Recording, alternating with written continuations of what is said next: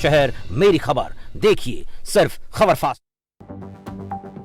आप देख रहे हैं खबर फास्ट,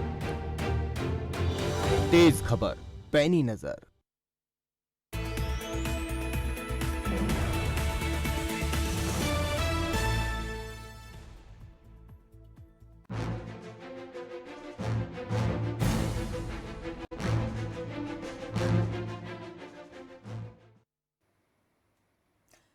महंगाई का डोज हर रोज, ये डोज ऐसा है जो आपकी सेहत के लिए अच्छा नहीं है बल्कि हानिकारक है। नमस्कार, आप देख रहे हैं सवाल आपका और मैं हूं कायनात अंसारी।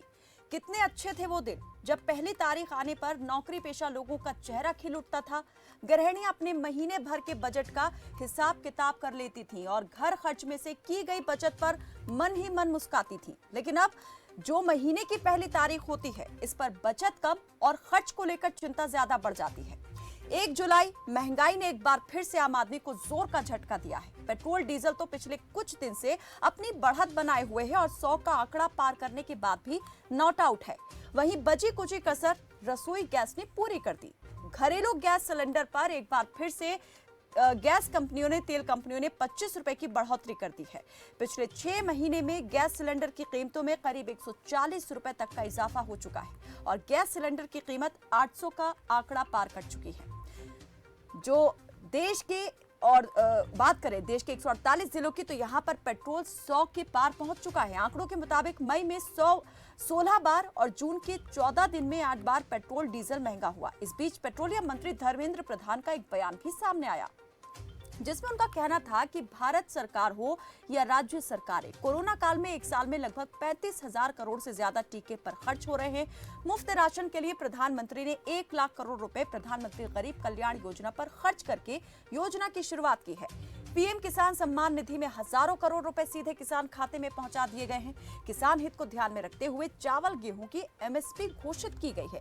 ये सारे खर्चे और रोजगार सृजन के लिए, डेवलपमेंट के लिए, कष्ट के लिए पैसा बचाकर लोक कल्याण के काम में लगाए जा रहे हैं। कहने का मतलब यह है कि सरकार जो पैसा जनता की जेब से निकाल रही है, वही उसके कल्याण पर खर्च करने का दावा भी कर रही है। लेकिन इस विकास और कल्याण के चक्र में आम आदमी कैसे पिस रहा है, पहले वो आपको दिखा देते हैं, सुनवा देते हैं, फिर करते हैं इस पर बात।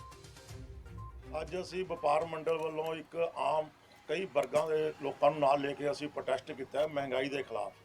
ਜੋ ਪੂਰੇ ਦੇਸ਼ ਦੇ ਵਿੱਚ ਇੰਨੀ ਜ਼ਿਆਦਾ ਮਹਿੰਗਾਈ ਹੋ ਰਹੀ ਹੈ, ਪੈਟਰੋਲ ਡੀਜ਼ਲ ਗੈਸ ਦੀ ਗੱਲ ਕਰੀਏ ਤਾਂ ਬਹੁਤ ਜ਼ਿਆਦਾ ਮਹਿੰਗੀ ਹੋ ਗਈ ਵੀ ਅੱਜ ਕਿਸੇ ਵੀ ਬੰਦੇ ਦੇ ਬਸ ਦੀ ਗੱਲ ਨਹੀਂ ਰਹੀ ਵੀ ਉਹ ਆਪਣੇ ਪੈਟਰੋਲ ਪਾ ਕੇ ਆਪਣੇ ਘਰੇਲੂ ਕੰਮ ਜਾਂ ਆਪਣਾ ਵਪਾਰ ਜਾਂ ਕਿਤੇ ਵੀ ਜਾ ਸਕੇ। ਵੀ ਜਦੋਂ ਵੀ ਜਿੰਨਾ ਵੀ ਪੈਟਰੋਲ ਪਾਉਂਦਾ ਸ਼ਾਮ ਤੱਕ ਖਤਮ ਹੋ ਜਾਂਦਾ ਹੈਗਾ। ਤਾਂ ਅਸੀਂ ਅੱਜ ਮੋਦੀ ਸਰਕਾਰ ਤੋਂ ਇਹੀ ਮੰਗ ਕਰਦੇ ਹਾਂ ਵੀ ਪੈਟਰੋਲ ਡੀਜ਼ਲ ਬਿਸਕੀ गैस सरੋਂ तेल दालां जो भी चीज़ां साडे वरतों दे विच हैगियां उन्हां चीज़ां दा रेट घटाया जाए, टैक्स घटाए जान। तो आज 1 जुलाई को सिर्फ रसोई गैस के दाम में ही बढ़ोतरी नहीं हुई है। एक बार फिर से पेट्रोल डीजल के दाम ही नहीं बढ़े हैं, बल्कि कई और दूसरी ऐसी सेवाएं हैं जो महंगी हो चुकी हैं। कई बैंक्स ने अपने ट्रांजैक्शन शुल्क में जो है वो वृद्धि कर दी है। उसके अलावा अगर अमूल दूध की बात करें तो वहां भी 2 रुपए प्रति लीटर का इजाफा हो गया है। कुल मिलाकर कई ऐसी चीजें हैं जो सीधे तौर पर जो है आज प्रभावित हुई हैं इन बढ़ी हुई दरों के बाद। कुछ सवाल यहां पर खबर फास्ट ने भी अपने मन से उठाने का प्रयास किया है। पहले डालते हैं उन पर नजर और फिर बात करेंगे एक्सपर्ट और जिम्मेदारों से। गैस सिलेंडर फिर महंगा, पेट्रोल पर रोज बढ़ रहे दाम, क्या सरकार हुई नाकाम? क्या पेट्रोल डीजल के सहारे टिकी है देश की अर्थव्यवस्था? क्योंकि हवाला यही दिया जा रहा है। मुफ्त टीका और राशन का हवाला, क्या सरकार ने निकाला जनता का दिवाला? देश में महंगाई का कोहराम, क्या सरकार के पास नहीं है समाधान? कोरोना काल की मार सब पर पड़ी तो जनता पर ही महंगाई की मार क्यों पड़ी? नंबर आपके सामने लगातार फ्लैश होते रहेंगे। कार्यक्रम के दौरान आप भी हमारे साथ जुड़ सकते हैं और इस मुद्दे से जुड़ा, क्योंकि सीधी आपकी जेब से जुड़ा ये मुद्दा है, आप भी अपनी कोई बात रखना चाहते हैं, शिकायत, नाराजगी जो भी है, सुझाव आप देना चाहते हैं, राय देना चाहते हैं, तो आप सीधे हमसे यहां पर जुड़ सकते हैं और इस कार्यक्रम में अपनी बात पहुंचा सकते हैं जिम्मेदारों के कानों तक। तो तो महंगाई लगातार बढ़ती जा रही है। हर रोज बढ़ती महंगाई ने जीना मुहाल कर दिया है। एक तो बेरोजगारी है, दूसरी महंगाई जो है आम इंसान पर और उसकी जेब पर भारी है। हमारे साथ इस पर बातचीत करने के लिए खेमचंद शर्मा बीजेपी के प्रवक्ता जुड़ चुके हैं और आर.के. आर्या जो अर्थशास्त्री हैं हमारे साथ जुड़ गए हैं। पहला सवाल बीजेपी के प्रवक्ता खेमचंद शर्मा से। खेमचंद जी, इस बढ़ती महंगाई को लेकर सबसे पहले तो मैं यही जानना चाहूंगी, क्या सोचते हैं आप और क्या कहेंगे, कैसा लग रहा है? देखिए, दो चीजें हैं। कुछ प्रोडक्ट्स पे महंगाई बढ़ी है, जैसे पेट्रोलियम प्रोडक्ट्स हैं, और बाकी हम देखेंगे बहुत सारी चीजें जो जरूरी चीजें हैं उसमें प्राइस गिरे हैं। और पीछे कुछ कारणों से जो खाने के तेल हैं उसमें प्राइस बढ़े हुए थे, लेकिन पिछले 1.5-2 महीने से ड्रास्टिकली उनके प्राइसेस डाउन हुए हैं। और इस समय महामारी में सरकार लगातार, केंद्र सरकार लगातार जो जन कल्याण की योजना है, जन कल्याण के जो कार्य हैं वो कर रही है। फ्री में वैक्सीनेशन देने का काम कर रही है। 80 करोड़ से ज्यादा लोगों को फ्री में राशन दिया जा रहा है और राशन डबल दिया जा रहा है। केंद्र सरकार की तरफ से ही जो हम राशन कार्ड के माध्यम से गरीबों को राशन देते हैं वो पहले भी आता रहा है, जो बहुत ही नॉमिनल कॉस्ट पे आता है। अब फ्री में एडिशनल राशन उनको दिया जा रहा है और ये योजना 9 महीने पिछले साल चली और आज भी चली है। पीएम किसान के माध्यम से आप देखेंगे लगातार किसानों को मदद दी जा रही है और वो मदद भी इस कोरोना काल में भी रोकी नहीं गई है। वैसे ही मोदी जी के द्वारा डिफेंस फोर्सेस को, जब पाकिस्तान और चाइना दोनों तरफ से हमारे पास चैलेंज है, दोनों तरफ से हमें परेशान करने की कोशिश तो क्या मदद देने के लिए सिर्फ यही कुछ एक सेक्टर्स बचे हैं जो हर आम और खास की जेब से जुड़े हुए हैं? हर आम और खास इसका रोज उपभोग करता है। पेट्रोल डीजल की बात कर लीजिए, मिडिल क्लास भी इसका इस्तेमाल करते हैं, लोअर क्लास भी इस्तेमाल करते हैं। खेमचंद जी, मैं ये जानना चाह रही हूँ, आपने 10 यहाँ पर वो योजनाएं बता दी जिनका इस्तेमाल जो है, जिनके यूज के लिए ये पैसा इस्तेमाल होगा, जिनको क्रियान्वित करने के लिए। जी, आपको थोड़ा फैक्ट बता दूं। पेट्रोल पे जैसे मैं दिल्ली में मानता हूँ, आज दिल्ली में जो पेट्रोल का प्राइस है लगभग 99 रुपीज है। अब इस पे हम अगर केंद्र सरकार की बात करें तो 35% के आसपास टैक्स इस पे केंद्र सरकार ले सकती है, मतलब लगभग 35 रुपए के आसपास केंद्र सरकार के पास आता है और 23% स्टेट गवर्नमेंट के पास आता है। अब जो केंद्र का जो हिस्सा है 35%, उसमें से 42% ये लॉ है कि उनको स्टेट को देना है, मतलब 35 रुपए में से लगभग 15 रुपए केंद्र को स्टेट को देना है। तो केंद्र के पास सिर्फ और सिर्फ 20 रुपए बचते हैं और स्टेट के पास कितने बचते हैं? 23% उनके पास अपना सीधा 23 रुपए और 15 रुपए जो केंद्र से आ रहा है। तो आप तो सिर्फ केंद्र और स्टेट का हिसाब देख रहे हैं ना, लेकिन केंद्र और स्टेट में मैं खेमचंद जी मैं ये जानना चाह रही हूँ, ठीक है आप केंद्र और राज्य की बात कर रहे हैं, लेकिन इस बीच में आम इंसान जो है उसका हिसाब किताब किसी ने देखा है? आप अपने हिसाब किताब की, राज्य और केंद्र अपने हिसाब की बात कर रहे हैं। देखिए, जनता को समझ में आएगा, जनता क्वेश्चन भी कर पाएगी। लोगों को सिर्फ बोलने दीजिए, उसके बाद आपके सवाल का आंसर दूंगा। तो इस समय 35 में से 35 केंद्र सरकार लेती है, 20 रुपए सिर्फ केंद्र के पास बचते हैं, बाकी 38 रुपए। और 38 तो मैंने दिल्ली का एग्जांपल दिया है, कई स्टेट का जो शेयर है वो 80 से ज्यादा 45 रुपए तक का है। तो स्टेट गवर्नमेंट को इसमें पिच इन करना चाहिए। उनके पास बड़ा बजट है, बजट बड़ा जो हिस्सा है वो स्टेट गवर्नमेंट के पास जा रहा है, उनको जनता को राहत देनी चाहिए। जहाँ तक बात केंद्र की है, अब आप देख रहे हो सारी योजनाएं केंद्र के द्वारा चल रही हैं, स्टेट ने हाथ खड़े कर दिए हैं। चाहे वो नए अस्पताल बनाने का काम हो, ऑक्सीजन सेंटर बनाने का काम हो, वैक्सीनेशन का काम हो, फ्री में राशन डिस्ट्रीब्यूशन का काम हो, हमारी सिक्योरिटी फोर्सेज को मजबूत करने का काम हो, चाहे डॉक्टर्स को मदद करने का काम हो। खेमचंद जी, क्या ये सब चीजें पहले नहीं थी? खेमचंद जी मुझे ये बताइए, खेमचंद जी मैं आपसे ये जानना चाह रही हूँ, क्या ये काम पहले नहीं होते थे? कोई काम पहले रुक गया था क्या? मैडम, पहले कभी भी फ्री में इतनी बड़ी वैक्सीनेशन के ड्राइव नहीं चला। आपको बता दूं, आपने बिल्कुल सही कहा। 35,000 करोड़ रुपया, 35,000 करोड़ रुपया आवंटित होने की बात हुई है। खेमचंद जी सवाल करते रहिए, मेरे को बोलने मत दीजिए, मैं चुपचाप बैठा रहता हूँ, मैं तो बोलने दीजिए प्लीज। नहीं, आज सवाल का जवाब नहीं मिल रहा है ना लोगों को, जनता को। सुनिए कायनात जी, सुनिए, आप सम्मानीय एंकर हैं, आपने सवाल किया क्या पहले ये नहीं होता था? बताऊं, पहले नहीं होता था। पहले कभी भी दुनिया में 80 करोड़ लोगों को 9 महीने तक कहीं भी फ्री में राशन नहीं दिया गया होता। तेरे को बताना, पहले दुनिया में कहीं भी 130 करोड़ जैसा जो हमारा देश है, बड़ा देश, वहाँ पे फ्री वैक्सीनेशन ड्राइव इतनी बड़ी। चलिए ठीक है खेमचंद जी, मैं आती हूँ इस पर आती हूँ, कभी भी आऊंगी। एक दर्शक हमारे साथ जुड़े हैं। खेमचंद जी, आप कह रहे हैं कि फ्री में ये वैक्सीन ड्राइव कहीं नहीं चला, तो अल्टीमेटली और डायरेक्टली इनडायरेक्टली पैसा जनता की जेब से ही सरकार वसूल रही है, ना फ्री का हो रहा है। चलिए मैं बात करूंगी इस पर, मैं बात करूंगी, आऊंगी। खेमचंद जी अर्थशास्त्री भी हमारे साथ जुड़े हुए हैं, वो भी बेहतर तरीके से इसका गणित समझा सकते हैं। खेमचंद जी, खेमचंद जी ठीक है, आप बहुत देर से अपनी बात रख रहे हैं, ठीक है, जितनी आपने बात रखी उसी में से बात करेंगे, उससे अधिक उससे ज्यादा आप बाहर बात नहीं पूछूंगी मैं आपसे। चलिए कुछ दर्शक जुड़े हुए हैं, दर्शक जुड़े उनको भी ले लेते हैं। रोहतक से रणवीर जुड़े हैं, मैं सुनूंगी खेमचंद जी, बिल्कुल सुनेंगे, लोग भी आपको सुनने के लिए बैठे हैं लेकिन अपनी सुनाना भी चाहते हैं। जी रणवीर जी। हाँ कायनात जी नमस्कार। जी नमस्ते। हाँ हमारे खेमचंद जी कह रहे हैं कि हम राशन फ्री दे रहे हैं, ये दे रहे हैं, ये चीजें तो पहले भी मिल रही थी। ये सरकार तो ऐसे काम कर रही है जैसे कैंसर की बीमारी होती है। कायनात जी जैसे खून चूस चूस कर कैंसर मारता है, इसी तरह से सरकार हमारे को तो ये कैंसर आ गया, बीजेपी सरकार नहीं आई। गरीब को देख लो, मिडिल क्लास को देख लो, सबको मार दिया। कहाँ महंगाई नहीं है? जब तक तेल जीएसटी के दायरे में नहीं आएगा तब तक देश में महंगाई कम नहीं हो सकती। कायनात जी ये बोलो इन्होंने क्या किया है? किसानों के लिए बोलते हैं हम बात करने के लिए, अरे शर्तों पे बात नहीं होती। महंगाई तो इतनी बुरी हाल हो गया, खाद के कट्टे देख लो, कोई भी देख लो, तेल देख लो, किसान क्या करेगा, गरीब क्या खाएगा? अरे चाय प्याज सिलेंडर गैस देख लो क्या रेट हो गए, तेल के देख लो क्या दाम हो गए। घर से निकलना मुश्किल हो रहा है कि घर से जाएंगे तो क्या लेकर आएंगे। अब यह हालात हो गई जनता की। अगर तेल को जीएसटी के दायरे मिल जाएंगे तो सरकार जनता रोडों पर आने। रणवीर जी, खेमचंद जी भी कोई एक सवाल करना चाहते हैं जो अभी ये तमाम बातें आपने कही। जी खेमचंद जी। स्वास्थ्य के लिए उनको फ्री में स्वास्थ्य कार्ड भी दिया जा रहा है। आयुष्मान योजना के तहत अस्पताल में उनका फ्री इलाज भी हो रहा है, फ्री वैक्सीनेशन दी जा रही है और हमारे देश की सुरक्षा में तेजी से इम्प्रूवमेंट हो रहा है, एनहेंसमेंट हो रहा है, उनको मजबूत किया जा रहा है। केंद्र सरकार के पास जो 20 रुपए के लगभग जो पैसा मिल रहा है उसका सदुपयोग हो रहा है और कोई भी उसमें सवाल नहीं कर सकता। स्टेट को आज भी 38 से 45 रुपए मिल रहे हैं। जीएसटी में शामिल होने के लिए काउंसिल का अप्रूवल जरूरी है और उसमें स्टेट है, स्टेट चाहे तो अभी भी प्राइस डाउन कर सकती है।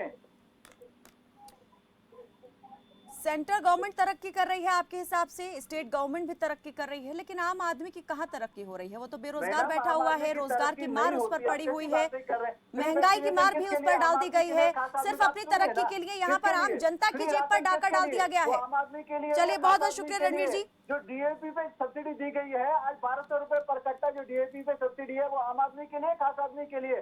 पीएम किसान के माध्यम से जो पैसा जा रहा है वो आम आदमी के लिए, खास आदमी के लिए। लेकिन उस पैसे की वसूली के लिए तमाम दूसरे तरीके भी ढूंढ लिए गए खेमचंद जी। खेमचंद जी उस पैसे की वसूली के लिए तमाम दूसरे तरीके ढूंढ लिए गए हैं। पहले साल में एक बार किसी को टैक्स देना पड़ता था, लेकिन अब हर रोज हर व्यक्ति टैक्स चुकता कर रहा है जीएसटी के रूप में और सीजीएसटी के रूप में। पहले टैक्स साल में एक बार देना पड़ता था क्या? पहले आर्या जी पे, डीजल पे आर्या जी सेल टैक्स नहीं होता था। चलिए खेमचंद जी बैठ के गलत टैक्स ना बोले। टैक्स पहले भी था, अब आपका जीएसटी जो है अब हर रोज एक टैक्स के रूप में वसूली बन चुका है वो। खेमचंद जी चलिए सुन लेते हैं। चलिए हो सकता है मुझे इतनी जानकारी ना हो, लेकिन जो एक्सपर्ट है उनकी तो सुनेंगे ना आप। चलिए आर्या जी। इनके जुमले को चुप कराइए। लोगों को भी बताना है। खेमचंद जी आप बहुत बता चुके हैं और जनता भी आपको बताना चाहती है आप कुछ कि हमें जान बचाना है, हमें आम लोग भी आपसे कुछ कहना चाहते हैं, सरकार से कुछ सवाल करना चाहते हैं, लेकिन सरकार की सुनती नहीं है, सिर्फ अपनी मनमानी पर तुली हुई है। आऊंगी आर्या जी। एक दर्शक हमारे साथ जुड़े हुए हैं, करीम खान जुड़े हुए हैं हमारे साथ मध्य प्रदेश से। जी स्वागत है आपका करीम जी, रखिए अपनी बात। खेमचंद जी आप शांति बनाए रखेंगे, आप सुनेंगे? नहीं मैं तो सुन ही रहा हूँ मैडम, मैं जो बोलता हूँ आप बीच में सवाल करते हैं जो कोई दूसरा नहीं, आप शांति बनाए रखेंगे अभी। जी करीम जी मैं आती हूँ आर्या जी, करीम जी को ले लेते हैं। जी हाँ मैं ये कह रहा हूँ कि आम जनता महंगाई को सह रही है। हाँ जी मैं ये कह रहा, हेलो हम सुन रहे हैं आपको करीम जी, मैं ये रखिए कह अपनी रहा बात। हूँ कि आम जनता महंगाई को सह रही है और देश को चलाने में मोदी जी का योगदान दे रही है, सरकार को योगदान दे रही है। नेता क्या अपनी पेमेंट दान कर रहे हैं? नहीं, नेता अपनी पेमेंट दान कर रहे हैं, ये मुझे बता सकते हैं। हर चीज इनको सस्ती मिलती है, संसद के अंदर कैंटीन में खाना भी इनको सस्ता मिलता है। पब्लिक क्यों सहे? ये भी सही, ये कम से कम अपना योगदान बता सकते हैं। इनका कोई योगदान नहीं है। पेट्रोल डीजल के भाव अंतर्राष्ट्रीय बाजार में तय होते हैं, लेकिन खाने के तेल का भाव तो अपने देश में तय होता है। खाने के तेल के भाव क्यों बढ़े हुए हैं, ये बता सकते हैं इस बात को? चलिए, बहुत शुक्रिया करीम खान जी हमारे साथ जुड़ने के लिए। जी आर्या जी, उत्तर दूं इसका कहना जी? लूंगी खेमचंद जी। अब आर्या जी से मैं चाहती हूँ वो इस पर अपनी बात रखें। जो तमाम बातें आपने कही, जो सवाल हमने भी उठाए, उन पर मैं चाहती हूँ वो क्या सोचते हैं, उनका क्या पक्ष है। जी देखिए कि पिछले 6 महीनों में 45 बार जो है डीजल और पेट्रोल के रेट बढ़ाए हैं। उसका रीजन ये है कि एक तो जो दूसरे देश गति कर रहे हैं, तरक्की कर रहे हैं, उनकी वजह से जो डिमांड है वो बड़ी है, तो जो ऑयल प्रोड्यूसिंग कंट्रीज हैं उनके दाम थोड़े से बड़े हैं। परंतु अगर 100 रुपए के अंदर देखें तो 40 रुपए है तेल का दाम, रिफाइंड कॉस्ट का। रिफाइंड तेल का दाम 40 है और 60 रुपए टैक्स है 100 के अंदर। वो टैक्स क्यों है? क्योंकि सरकार की जो पॉलिसी है वो पॉलिसी के अंतर्गत काम नहीं कर रही। जहां पर कहीं पे दर्द आएगा, जहां पे पॉलिटिक्स आएगी, वहां पे मरहम लगाएगी। जैसे कि किसानों को अब डबल दे रही है, किसान निधि भी दे रही है और उसके बाद डायरेक्ट प्रोक्यूरमेंट भी कर रही है। तो इस टाइम जो है रूरल डिमांड बढ़ी हुई है। दूसरा, अब तक जो रेफ्रिजरेटर वगैरह इंपोर्ट होते थे, अब ये खुद बनाएंगे, जिसकी कॉस्ट बढ़ी हुई है। और क्योंकि कमोडिटीज के प्राइसेस बढ़े हुए हैं, जो भी कॉपर है, एल्यूमिनियम है, सबके दाम बढ़े हुए हैं। तो सरकार जो है अब बनाएगी खुद ही, PLI देगी, वहां पर 1,40,000 करोड़ की ये जो PLI है इंसेंटिव देगी, प्रोडक्शन लिंक्ड इंसेंटिव, और जिसकी वजह से वेजेस बढ़ेंगी और ये कैपिटल इन्वेस्टमेंट करेगी। गवर्नमेंट जो है इस टाइम 5,34,000 करोड़ की इन्वेस्टमेंट करेगी। परंतु क्योंकि जब सरकार कंस्ट्रक्शन वर्कर्स लगाती है तो उनको वेजेस देती है, तो अब क्या है कि अब जो जख्मी जानवर थे उनको ज्यादा मरहम पट्टी करने के लिए अब ये वेजेस उधर बढ़ा रही है, तो जिसकी वजह से मनी सप्लाई बढ़ी हुई है। इसके दौरान में कोरोना काल में लोगों की सेविंग जो है लगभग 5% सेविंग उन्होंने खा ली है और प्रोविडेंट फंड से भी 1 लाख करोड़ निकाल लिया है, जिसकी वजह से जो मनी सप्लाई है वो बढ़ी हुई है। मनी सप्लाई जब बढ़ जाती है तो डिमांड सिलेक्टिवली बढ़ जाती है, जिसकी वजह से मुद्रास्फीति की दर अभी 7% को टच कर रही है। 7% का मतलब जो रेट ऑफ इंटरेस्ट है वो 9% होना चाहिए, परंतु RBI के साथ जो साठगांठ है उसकी वजह से जो इंटरेस्ट रेट है 4% है। तो जो मर्जी आए वो लोअर इंटरेस्ट रेट पे ले और कंस्ट्रक्शन करे, व्हीकल खरीदे, कुछ भी खरीदे, और जब डिमांड बढ़ेगी तो मुद्रास्फीति की दर बढ़ेगी। इसीलिए सरकार की कोई पॉलिसी नहीं है, एडहॉकिज्म है। जहां पर कहीं पर दिक्कत आएगी वहां पे मरहम लगाएगी, जहां पे पॉलिटिक्स प्लीज होगी उसी को करेगी। और ये जो रोजमर्रा के जो खर्चे हैं ये इसलिए बढ़े हुए हैं कि जो एडिबल ऑयल है उस पे कम से कम हर ऑयल को मिला के, सोया को और सनफ्लावर को, मस्टर्ड को मिलाकर 70% जो है रेट बढ़े हुए हैं। 120 रुपए का जो मस्टर्ड ऑयल आता था वो 215 रुपए का आता है। तो लगभग 70-80% रेट उसके बढ़े हुए हैं, जो कि आम आदमी को असर करते हैं। जहां पर पेट्रोल की बात है, जो माल ढुलाई में डीजल यूज होता है, गैस सिलेंडर माल ढुलाई होती है, तो तब उसके दाम 2-3 रुपए पर सिलेंडर उसकी वजह से बढ़ते हैं। परंतु सरकार एक्साइज ड्यूटी जो है एक्स्ट्रा ले रही है और सेस भी एक्स्ट्रा लगा रही है। जब कभी भी मैं चाहूंगी बहुत सरल उसमें आप उस शब्दों में ये बताएं कि ये क्या तर्क संगत लग रहा है आपको? ये जो लगातार महंगाई का ग्राफ ऊपर होता जा रहा है, रोज बरोज पैसे बढ़ते जा रहे हैं, क्या ये ठीक है? इस तरह से सही लग रहा है? ये जब तक सप्लाई साइड ठीक नहीं होगी तो रेट ऑफ इंटरेस्ट जो कम रखे हुए हैं, अगर रेट ऑफ इंटरेस्ट 4% से 6% अगर आप कर देते हो तो जो महंगाई दर है वो नीचे आ जाएगी। जब तक आप इंटरेस्ट रेट को ज्यादा कम रखेंगे और ग्रोथ रेट को कंप्रोमाइज करेंगे तो डेफिनेटली सप्लाई साइड नहीं बढ़ेगी, डिमांड साइड जरूर बढ़ेगी। क्योंकि 4% पे आप लीजिएगा और आप जो भी इंडस्ट्री पे खर्चा करना चाहते हैं, वर्किंग कैपिटल पे करना चाहते हैं, मकान बनाना चाहते हैं, तो आपको सस्ते दामों में मिल रहा है। तो कंस्ट्रक्शन इस टाइम फुल एक्टिविटी पर है, तो उसके साथ जो है मनी सप्लाई बढ़ जाती है, वेजिस बढ़ जाती हैं, रोजगार जो है, जो अर्बन एरिया का रोजगार है वो भी बढ़ रहा है और रूरल एरिया का भी बढ़ रहा है, क्योंकि मनरेगा में 70,000 करोड़ के आसपास इस साल खर्च होने हैं और बढ़ाए जाने की भी संभावना है।